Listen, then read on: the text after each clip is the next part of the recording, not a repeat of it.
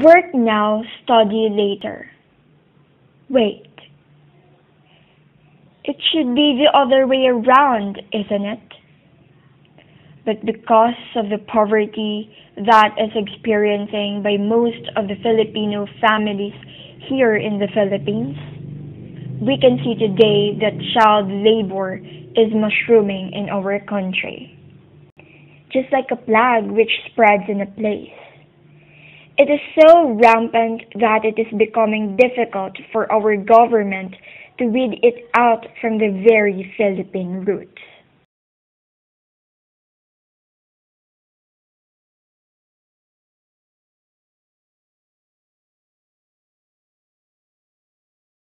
Magandang araw po sa inyong lahat. Kayo po ay kasalukuyan naghanap ng mga makakapanayam na bata para sa aming dokumentaryo. Samahan niyo po kami. And we all know that child labor is not only a hindrance in child's development, but also a hindrance in the nation's development as well. Ano nga bang ginagawa ng batang Pilipino sa ngayon? Anong pangalan mo? Arlene po. Jorilyn? Laika. Laika? Maika? Annalyn. Ha? Annalyn. Annalyn? Ilan taon ka na?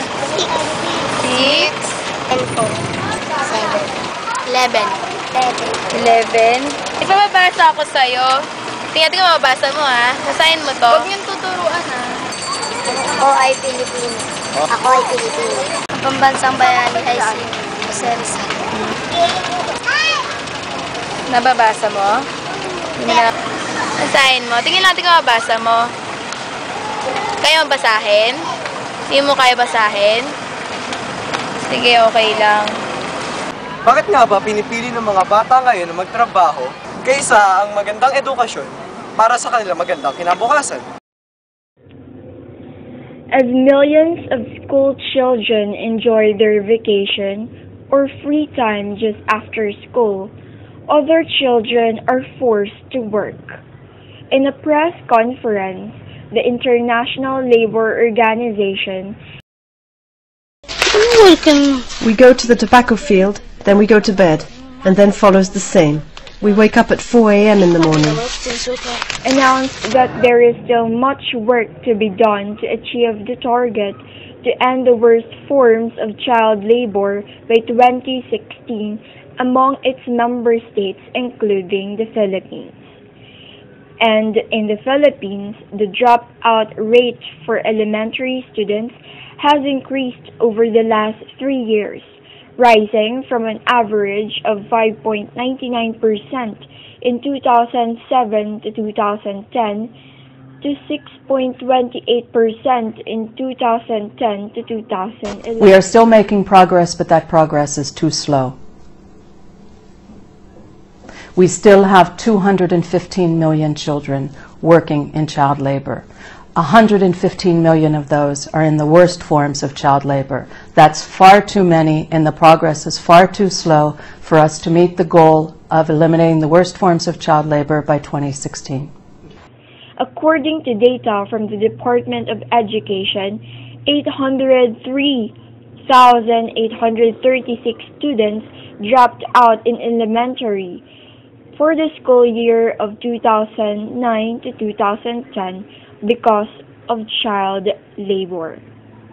I would tell kids who are working that we used to work too and waste our time. Now we come to school every day. Coming to school made us more intelligent. Child labor has many faces, faces that are waiting to take their turn at a better future.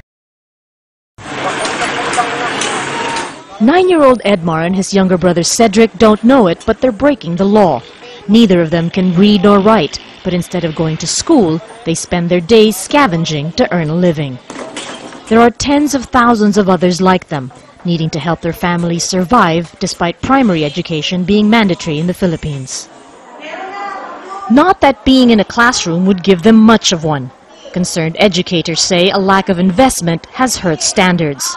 The Philippines spends just 2% of its gross domestic product on education. The World Bank recommended amount is 6%. There are certain areas where we have been unable to provide enough resources in terms of classroom and some of the basic resources for education, classrooms, textbooks, teachers. 19 million students are enrolled in state-run schools this year, but 42% are expected to drop out before graduation. For now, these pupils are some of the fortunate ones. They have a classroom and even a teacher. Many classrooms end up empty even on a regular school day. The lack of teachers has meant that when one is absent, there usually isn't a substitute available. Now what that means for the students is they have to either get split up into other classrooms that now become overcrowded, or they just don't bother to come in at all. Louder, 6. It doesn't help that teachers are not just underpaid but badly managed.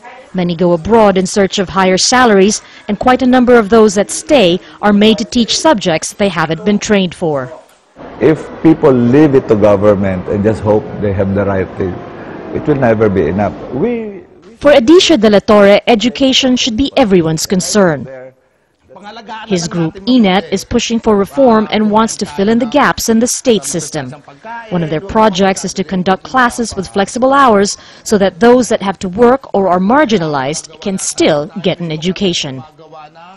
If you start out in life already disadvantaged in poverty, and then you do not even have this supposed equalizer or a first chance, then obviously then your problem will be worse, no?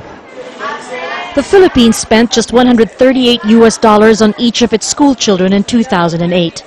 Only when that number rises and laws can be enforced will children like Edmar and Cedric be able to trade the scrapyard for the schoolyard. Margaret Tigas, Al Jazeera, Manila. Anong solusyon sa mga problemang kinakaharap ng mga kabataan ngayon?